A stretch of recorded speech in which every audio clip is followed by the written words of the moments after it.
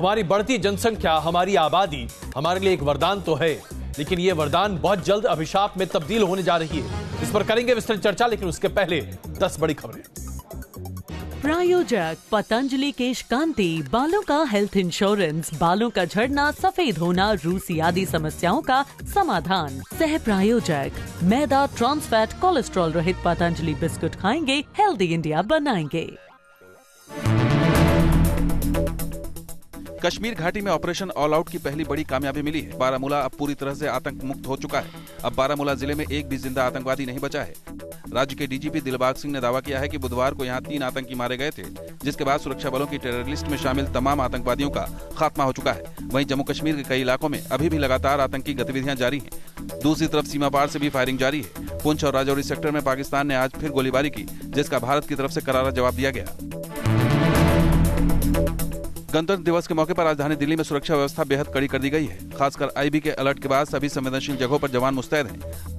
Alert के मुताबिक करीब 5 से 6 आतंकवादी गणतंत्र दिवस से पहले दिल्ली और आसपास के इलाकों में घुस चुके हैं। इसी के बाद पुलिस हाई अलर्ट मोड पर आ चुकी है। दिल्ली में कई जगहों पर संदिग्ध आतंकियों के स्केच भी चिपका दिए गए हैं, ताकि अगर किसी आम आदमी को भी इनके बारे में कोई जानकारी मिले तो वो फौरन पुलिस को इसकी जानकारी दें। अलीगढ़ मुस्लिम यूनिवर्सिटी में तिरंगा यात्रा निकालने वाले छात्र नेता को एएमयू ने नोटिस जारी कर दिया है। अलीगढ़ मुस्लिम यूनिवर्सिटी में छात्र नेता और बीजेपी विधायक के पौत्र अजय सिंह ने तिरंगा यात्रा निकाली थी। एएमयू का कहना है कि छात्रों ने बिना परमिशन के तिरंगा यात्रा निकाली थी, इसलिए उन्हें नोटिस दिया गया है, जिसका जवाब देने के लिए 24 घंटे का वक्त दिया गया है। जवाब नहीं देने पर आरोपी छात्रों पर कड़ा एक्शन लिया जा सकता है। नोटिस में कहा गया है कि छात्र नेता ने दूसरे छात्रों को गुमराह किया है। हिंदुस्तान का पहाड़ी इलाका इन दिनों भारी बर्फबारी की चपेट में है। जम्मू कश्मीर में लगातार बर्फबारी से लोगों का हाल बेहाल है। श्रीनगर और गुलमर्ग में जबरदस्त स्नोफॉल हो रहा है, जिससे पारा माइनस में पहुंच चुका है। हिमाचल प्रदेश की राजधानी शिमला में भी जमकर बर्फ की बरसात हो रही है। यहाँ पारा लुढ़क कर 2 डिग्री तक जा पहुंचा है। उत्तराखंड के चमोली में भी जमकर बर्फबारी हुई है। यहाँ कई इलाकों में बर्फ की परत बिछी हुई है। चमोली के खूबसूरत हिल स्टेशन जोशीमठ का हाल भी जुदा नहीं है, जबकि रिहायशी इलाकों में लोग घरों में कैद होने को मजबूर हैं। दिल्ली से सटे गुरुग्राम के नाथुपुरा इलाके में भीषण आग लग गई। आग की लपटें इतनी तेज थी कि देखते ही देखते 100 झुग्गियों तक पहुंच गई और पल भर में सब कुछ स्वाहा कर दिया। इस आग में लाखों का सामान जलकर राख होने की खबर है। हालांकि फायर ब्रिगेड की आधा दर्जन गाड़ियों ने फौरन मौके पर पहुंचकर आग बुझाने की पूरी कोशिश की, मगर आग इतनी भीषण थी कि काबू में नहीं आई। हिंदुस्तान में बैलेट से नहीं, ईवीएम से ही होंगे चुनाव। ईवीएम हैकिंग के दावों के बीच ये ऐलान किया है मुख्य चुनाव आयुक्त सुनील अरोड़ा ने। सीवीसी ने साफ तौर से कहा है कि किसी के दबाव या धमकी में बैलेट पेपर के दौर में लौटने का कोई मतलब नहीं है। दरअसल हाल ही में एक इंडियन साइबर एक्सपर्ट ने लंदन में प्रेस कॉन्फ्रेंस कर दावा किया था कि 2014 के लोकसभा चुनाव में ईवीएम के जरिए धांधली की गई थी, जिसके बाद कई राजनीतिक दलों ने बैलेट पेपर से चुनाव कराने की मांग की थी। साउथ लंदन की मार्केट में उस वक्त हड़कंप मच गया जब एक मास्क पहना हुआ शख्स हाथ में कुल्हाड़ी लेकर लोगों का पीछा करने लगा। इसे देखते ही स्टोर में मौजूद कस्टमर्स की हालत खराब हो गई। वो अपना सामान वहीं पर छोड़कर भागने लगे। तभी हाथ में कुल्हाड़ी लहराता शख्स उन पर हमले के लिए आगे बढ़ा, जिसके बाद सभी लोगों ने भागकर अपनी जान बचाई। गनीमत रही कि इस हमले में कोई घायल नहीं हुआ। स्टोर कर्मचारियों के मुताबिक इस हमलावर ने स्टोर के अंदर काफी तोड़फोड़ मचाई। हालांकि ये समझ नहीं आया कि उसने आखिर ऐसा क्यों किया। फिलहाल पुलिस मामले की तफ्तीश में जुटी हुई है। लंदन के मिलवाल से मारपीट की जबरदस्त तस्वीरें सामने आई हैं। हुआ ये कि 2 कारें सड़क पर आमने सामने आ गई, लेकिन गलत साइड से आना काली रंग के कार वाले को भारी पड़ गया। सामने से आ रही सिल्वर कार में 4 से 5 युवक सवार थे, जो काली कार को सामने से आते देख भड़क गए और काली कार पर धावा बोल दिया। कार का दरवाजा खोलकर ड्राइवर की पिटाई भी कर दी। ड्राइवर ने कार बैक करने की कोशिश की तो उसे जाने नहीं दिया गया। करीब 20 मिनट तक ये हंगामा होता रहा और सड़क पर लंबा जाम लग गया। हालांकि पुलिस के पहुंचने से पहले ही सभी युवक भाग खड़े हुए। ब्रिटेन में यॉर्कशायर के हम्बरसाइड की ये तस्वीरें वायरल हो रही हैं, जहां किसी बात को लेकर स्कूली छात्रों के बीच मारपीट शुरू हो गई। काफी देर तक सड़क पर हंगामा होता रहा। इस बीच एक पुलिस वाले ने मौके पर पहुंचकर छात्रों को शांत करने की कोशिश की, लेकिन छात्रों ने उसे भी जमीन पर गिरा दिया। करीब 50 से ज्यादा छात्रों के हंगामे से पूरे इलाके में अफरा तफरी मच गई। हालांकि सड़क से गुजर रहे एक शख्स ने छात्रों की झड़प को अपने मोबाइल में कैद कर लिया, जो वायरल हो गया। दक्षिण अमेरिकी देश वेनेजुएला में महंगाई की मार से परेशान लोग सड़कों पर उतरकर प्रदर्शन करने लगे। राष्ट्रपति निकोलस मादुरो के खिलाफ इस प्रदर्शन के दौरान लोगों की सुरक्षा बलों के साथ झड़प भी हो गई। इन झड़पों में पिछले 2 दिनों में 13 लोगों की मौत की खबर है। इनमें से ज्यादातर लोगों की मौत गोली लगने से हुई है। गौरतलब है कि वेनेजुएला पिछले कई सालों से आर्थिक संकट से जूझ रहा है और राष्ट्रपति निकोलस मादुरो महंगाई रोकने में नाकाम रहे हैं, जिसकी वजह से लोगों को मजबूरन पलायन करना पड़ रहा है। आज आपके सामने एक बहुत ही वृहत मुद्दा लेकर हम उपस्थित हुए हैं। हमारे देश में 135 करोड़ लोग रहते हैं जो कि अभी आधिकारिक आंकड़ा नहीं है, लेकिन आधिकारिक आंकड़ा अगर शायद निकल कर आए तो इससे भी ज्यादा हो सकता है। और ऐसे में सवाल यह उठता है कि हम बहुत जल्द यानी कि 2030 तक, अब से मुश्किल से 11-12 साल में दुनिया में सबसे बड़ी आबादी वाले देश बनने जा रहे हैं। क्या इसके बारे में कहीं कोई चर्चा हो रही है? स्वामी रामदेव ने एक बयान दिया। उनका यह कहना था कि किसी भी व्यक्ति के अगर 2 बच्चे से ज्यादा होते हैं तो उसको सरकारी नौकरी न दी जाए, उसे किसी भी तरह का कोई भी सहूलियत न दी जाए, उसे हमारे समाज में वोटिंग राइट भी ना दिया जाए। स्वामी रामदेव ने कुछ बेजा बात कही है क्या? नहीं कही है, इसलिए क्योंकि उसका तथ्य हम आपको समझाएंगे। लेकिन सबसे पहले स्वामी रामदेव ने क्या कहा है, ये जो बहस छड़ी है, ये देखिए। सबको ही 2 बच्चे पैदा करने चाहिए, इससे ज्यादा बच्चे पैदा करने की गुंजाइश नहीं रही अपने अभी। हाँ, 2 से ज्यादा जो बच्चे पैदा करे उसके वोटिंग राइट खत्म कर लो, उसको इलेक्शन में चुनाव लड़ने की अनुमति मत दो, उसको जो है सरकारी स्कूल में, सरकारी हॉस्पिटल में, उसको सरकारी स्कूल में एडमिशन मत दो, सरकारी हॉस्पिटल में उसका इलाज मत कराओ और सरकारी नौकरी मत दो। ये काम हो जाए तो जनसंख्या पर अपने आप नियंत्रण हो जाएगा। कोई पैदा करे, वो हिंदू हो, मुसलमान हो, गरीब हो, अमीर हो।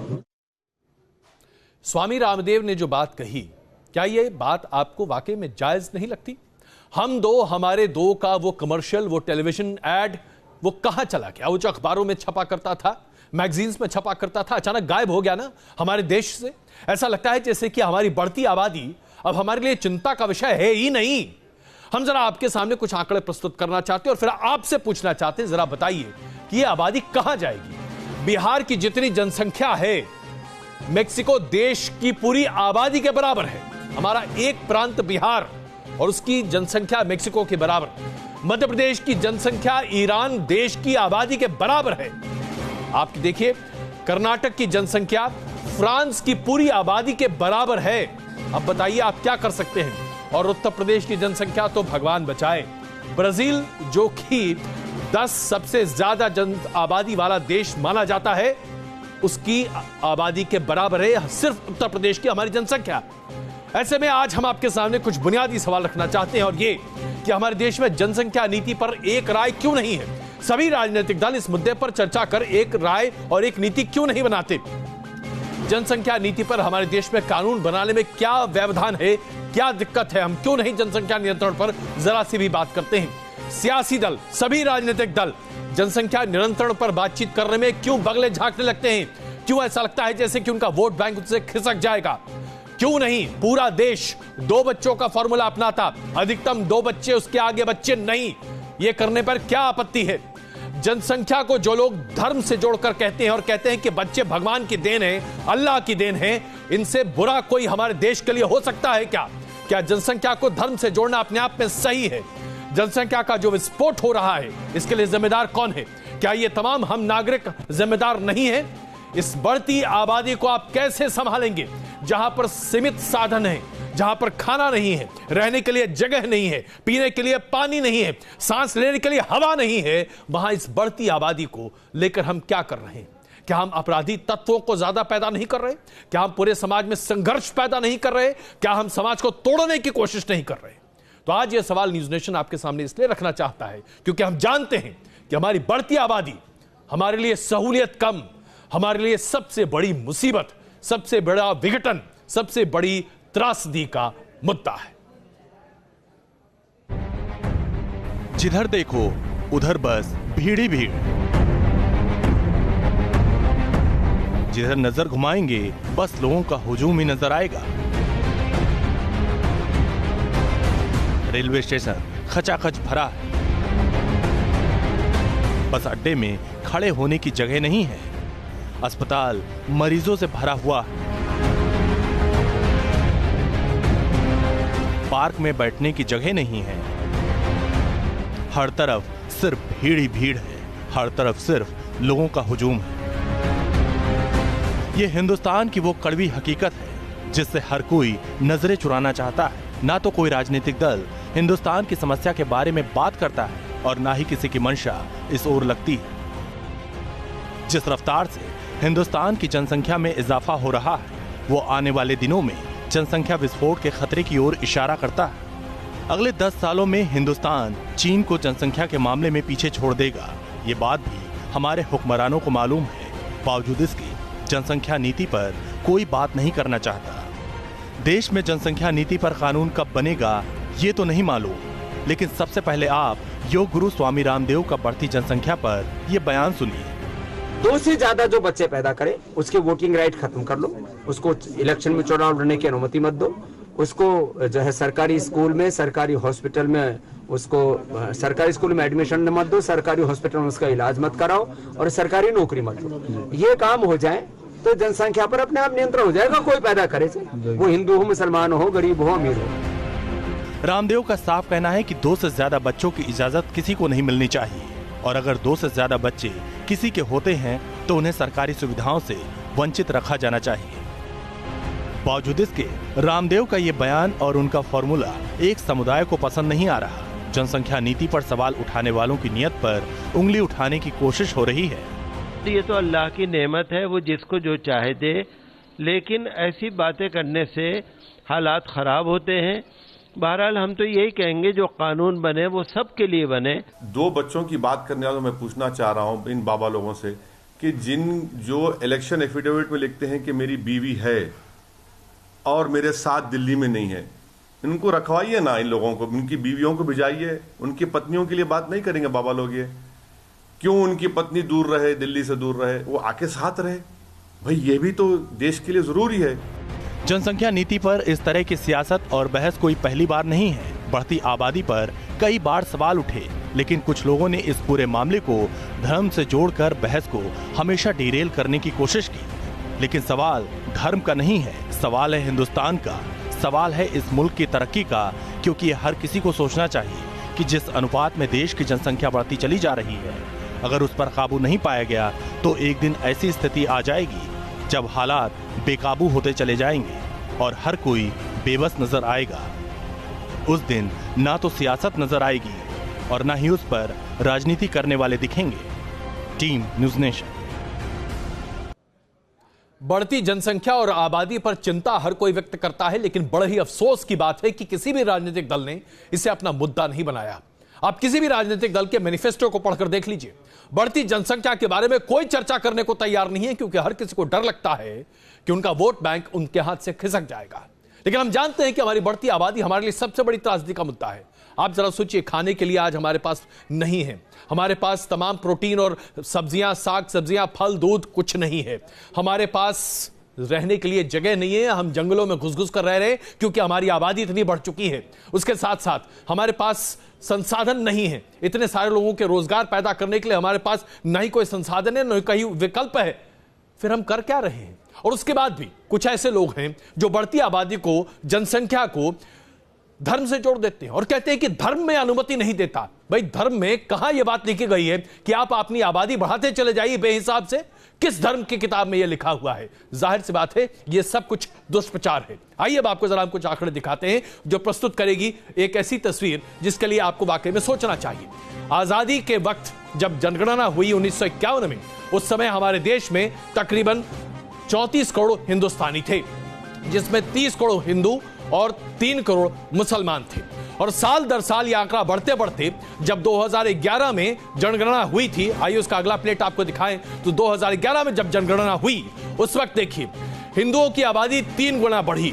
हम हिंदुओं की आबादी 30 करोड़ से बढ़कर 96 करोड़ हुई, जबकि मुसलमानों की आबादी 3-3.25 करोड़ से बढ़कर 17 करोड़ से ऊपर पहुंच गई, यानी कि 5 करोड़ का इजाफा।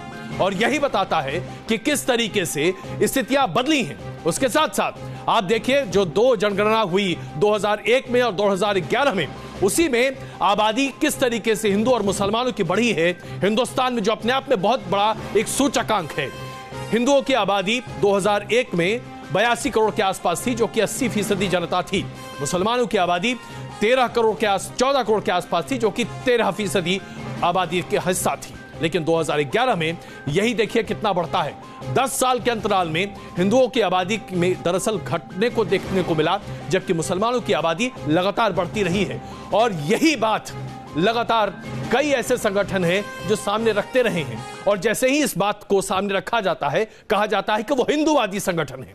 सवाल यह है कि हम दो, हमारे दो, किसी भी धर्म के आधार पर न रखते हुए अगर लागू कर दिया जाए तो इसमें आपत्ति क्यों होनी चाहिए किसी को? हम आपको यह बताना चाहते हैं, दुनिया के किसी भी देश में आप चले जाइए, चलिए चीन की बात करते हैं। क्या चीन में मुसलमान नहीं रहते? क्या चीन में ईसाई नहीं रहते? वहां पर आबादी पर नियंत्रण कैसे है? और अगर वहां पर आबादी पर नियंत्रण है तो फिर वो मुसलमान क्या मुसलमान नहीं है? आइए आपको कई ऐसे और देशों का हवाला हम देकर बता सकते हैं कि कैसे जनसंख्या पर नियंत्रण करने की सरकारों की कोशिश रही है और किसी ने भी धार्मिक आजादी का हवाला नहीं दिया है। फिर हिंदुस्तान में यह धार्मिक आजादी का हवाला देकर क्या करना चाहते हैं अल्पसंख्यक? यह सवाल आज अपने आप में बहुत बड़ा है। हिंदुस्तान में जब भी बढ़ती आबादी का जिक्र होता है, इस पूरे विवाद को धर्म के रंग से जोड़ दिया जाता है और बहस को अलग दिशा में ले जाने की कोशिश की जाती है। लेकिन बढ़ती आबादी का खतरा कितना ज्यादा भयावह होने वाला है, इसकी महज कल्पना ही की जा सकती है। जिस अनुपात में हिंदुस्तान की जनसंख्या बढ़ रही है, उसे देखते हुए भारत अगले 3 सालों में चीन को पीछे छोड़कर सबसे ज्यादा आबादी वाला मुल्क बन जाएगा। संयुक्त राष्ट्र के एक पूर्वानुमान में दावा किया गया है कि भारत की जनसंख्या 2030 तक 1.5 अरब होने की संभावना है। यानी 2030 में हिंदुस्तान की स्थिति क्या होने वाली है, इस बात का अभी से अंदाजा ही लगाया जा सकता है। सीमित संसाधनों के बावजूद जनसंख्या जब तेजी से बढ़ेगी तो क्या होगा? जनसंख्या बढ़ने का नुकसान क्या होगा, शायद ये अभी लोगों को समझ नहीं आ रहा, लेकिन हम आपको बताते हैं कि आने वाले दिनों में क्या क्या होगा। लोगों के पास रहने के लिए जमीन नहीं होगी, खेती की जमीन धीरे धीरे खत्म हो जाएगी, लोगों को रोजगार नहीं मिलेगा, प्राकृतिक संसाधनों के लिए मारामारी नजर आएगी, जमीन के भीतर का पानी खत्म हो जाएगा, बड़े बड़े शहरों में पानी के स्रोत सूख जाएंगे। सबसे ज्यादा नुकसान पर्यावरण को होगा, संसाधनों का तेजी से दोहन बढ़ेगा। यदि आज हम नहीं संभले तो भारत की आबादी 250 से 300 करोड़ होगी। उस आबादी को संभालने के लिए भारत तैयार नहीं है। ना तो उतने हमारे पास इंफ्रास्ट्रक्चर है, सड़कें हैं, ना उतने हमारे पास स्कूल कॉलेज यूनिवर्सिटी हैं, उतने ना हॉस्पिटल हैं। साफ है कि जनसंख्या वृद्धि दर पर अगर रोक नहीं लगी तो फिर हालात बेकाबू होते हुए नजर आएंगे। बावजूद इसके कोई भी जनसंख्या कानून की बात करने को तैयार नजर नहीं आता। बढ़ती हुई जनसंख्या एक विषय जरूर है देश के अंदर, लेकिन उसका क्या रास्ता निकाला जाए और क्या प्रबंध हो सकते हैं, अभी सरकार के स्तर पर इसको अलग ढंग से जो देखना होगा। बाकी बाबा जी जो विचार प्रकट किए हैं, स्वतंत्रता है, सब लोग अपने विचार प्रकट कर सकते हैं। बड़े बड़े मुल्क अपने देश की आबादी को रोकने के लिए बड़ी बड़ी योजनाओं पर काम कर रहे हैं, लेकिन भारत में जनसंख्या नीति हाशिए पर क्यों नजर आती है, इस बात का जवाब किसी के पास नहीं है। Team news nation.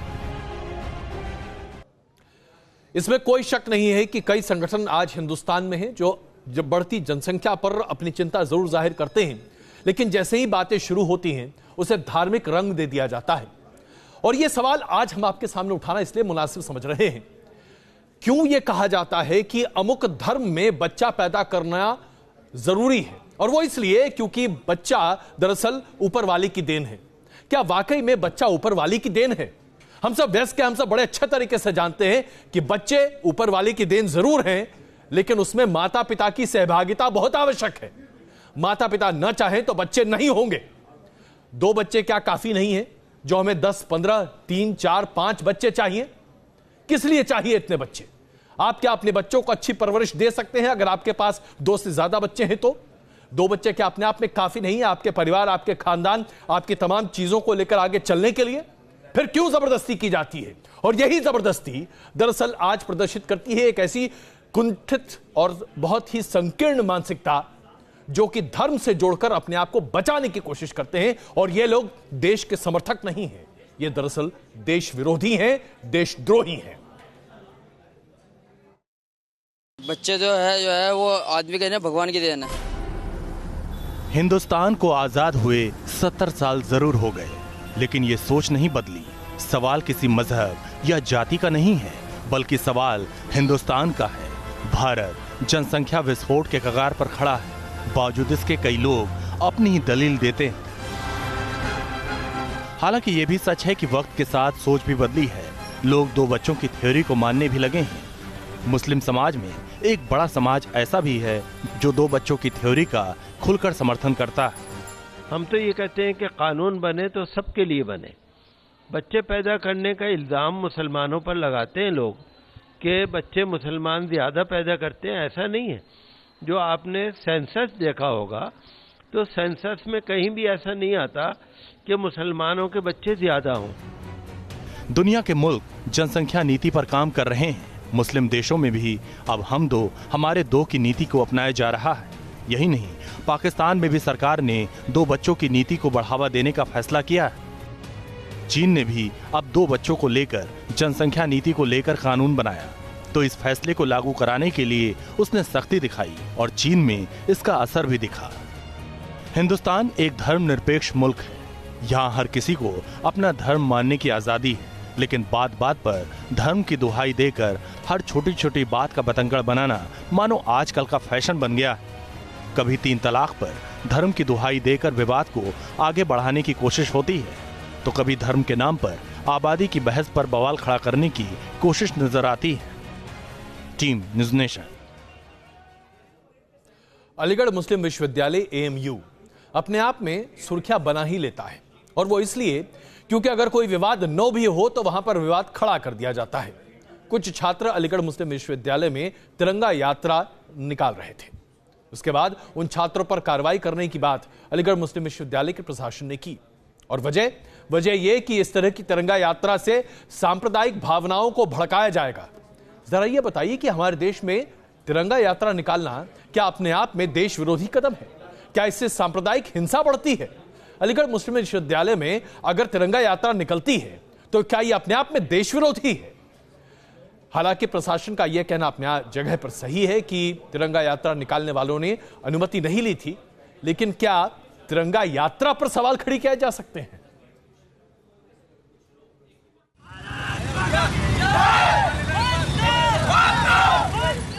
ये तस्वीरें हैं अलीगढ़ मुस्लिम यूनिवर्सिटी की। यहाँ के छात्रों ने शहीदों के प्रति सम्मान जताने के लिए 22 जनवरी को ही ये यात्रा निकाली थी। AMU के एजुकेशन डिपार्टमेंट से बाबे सैयद तक की इस यात्रा में 2 पहिए पर सवार कई छात्र शामिल हुए, लेकिन अब इस यात्रा को लेकर विवाद की शुरुआत हो गई। विश्वविद्यालय प्रशासन ने तिरंगा यात्रा में शामिल होने वाले छात्रों के नाम नोटिस जारी कर दिया है।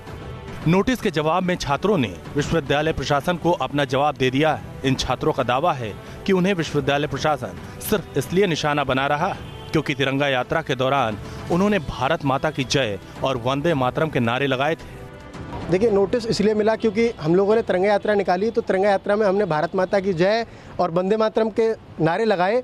कुछ लोगों को वो नारे पसंद नहीं आए, उनके इशारों पर इंतजामिया ने हमको कारण बताओ नोटिस जारी किया है। हालांकि यूनिवर्सिटी प्रशासन इस आरोप से इनकार करता है। प्रशासन का दावा है कि छात्रों ने अनुमति मिलने से इनकार करने के बावजूद पढ़ाई का माहौल खराब करने के लिए तिरंगा यात्रा निकाली थी, इसलिए उनके खिलाफ नियमानुसार नोटिस जारी किया गया।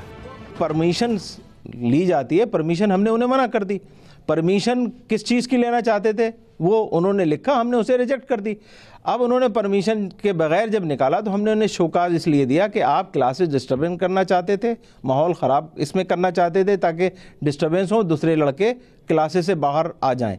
सिर्फ इस वजह से उन्हें नोटिस दिया है और कोई भी रीज़न नहीं है। दूसरी ओर बीजेपी विधायक और तिरंगा यात्रा में शामिल छात्र नेता अजय सिंह के रिश्तेदार दलवीर सिंह का कहना है कि अलीगढ़ यूनिवर्सिटी में आतंकवादियों के समर्थन में और देश विरोधी गतिविधियों को लेकर भी रैलियां निकाली जाती हैं, लेकिन प्रशासन उन पर कोई कार्रवाई नहीं करता।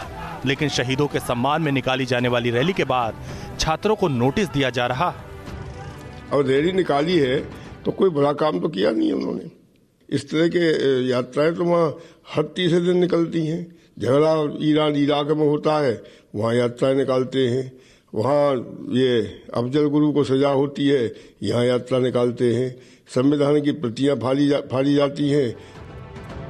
बीजेपी नेता सुब्रमण्यम स्वामी ने भी इस मामले पर तीखी प्रतिक्रिया दी है और मानव संसाधन मंत्रालय से तत्काल एक्शन लेने की मांग की है। इस प्रकार से एक तुरंत एक्शन लेना, मैं समझता हूँ कि HRD मिनिस्ट्री जावड़ेकर को तुरंत एक्शन ऑर्डर करना चाहिए। तिरंगा यात्रा को लेकर ये विवाद बढ़ता जा रहा है, लेकिन इस मामले में एक सवाल ये भी खड़ा हो गया है कि आखिर अलीगढ़ मुस्लिम विश्वविद्यालय प्रशासन को तिरंगा यात्रा से परेशानी क्या है? अगर छात्रों को भारत में ही तिरंगा यात्रा निकालने की अनुमति नहीं मिलेगी तो फिर कहां मिलेगी? Team news nation. और आइए बात करते हैं उत्तर प्रदेश की सियासी समर की। ऐसा लगता है कि उत्तर प्रदेश में 3 जोड़ियां हैं और तीनों अपने अपने आधार पर और यूं कहें कि अपने अपने दम पर सरकार बनाने का दम भर रहे हैं। आइए आपको इन 3 जोड़ियों से मिलवाते हैं, क्योंकि यही 3 जोड़ी है जो कि उत्तर प्रदेश की किस्मत खुद अपने हाथ से लिखेगी। जोड़ी नंबर 1 मोदी अमित शाह, जोड़ी नंबर 2 अखिलेश मायावती। पहले यूपी में 2 ही जोड़ियों का टकराव नजर आ रहा था। प्रियंका की सियासी एंट्री से यूपी में लोकसभा के संग्राम की तस्वीर बदली नजर आती है। अब यूपी में टक्कर देने के लिए तैयार हैं प्रियंका राहुल की जोड़ी। क्या मोदी शाह की जोड़ी फिर करेगी कमाल, या फिर मायावती और अखिलेश का जादू चलेगा, या भाई बहन की मेहनत से यूपी में कांग्रेस के लिए सफलता की स्क्रिप्ट लिखी जाएगी? सूत्रों की माने तो एक बार फिर पीएम मोदी वाराणसी से ही चुनाव लड़ेंगे, यानी 2014 की तरह मोदी शाह की जोड़ी एक बार फिर यूपी में पूरी ताकत झोंक देने की तैयारी कर चुकी है। 2014 की बात करें तो लोकसभा चुनाव में बीजेपी ने सफलता का अभूतपूर्व परचम लहराया था। 2014 में मोदी अमित शाह की अगुवाई में बीजेपी को 72 सीटें हासिल हुई थी और वोट प्रतिशत 42.63% था।